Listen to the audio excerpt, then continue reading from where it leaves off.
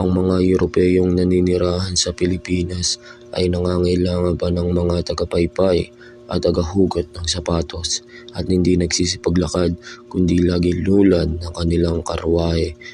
Gayong masasarap ang kanilang kinakain at ginhawa ang kanilang kabuhayan. Sila'y malaya.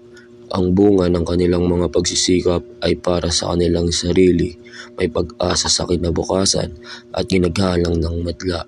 Ang abang katutubo, ang tamad na katutubo ay kulang sa pagkain, walang inaasahan sa araw ng bukas.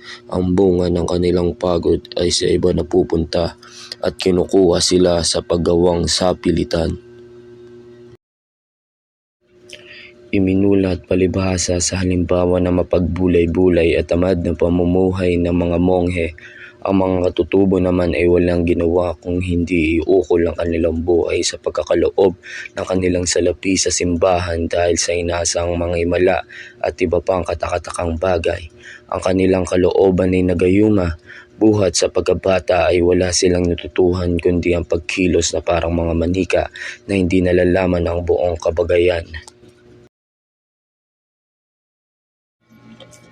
Katakataka bang ang ganitong maling pagmumulat sa isip at kalooban ng isang bata ay magbunga ng kahambal-lambal na mga pagkakasalungatan?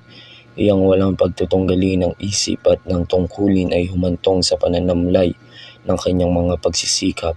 At sa tulong ng init ng panahon, ang kanyang walang katapusang pag-atubili, ang kanyang mga pag-aalinlangan ay siyang naging ugat ng kanyang katamaran.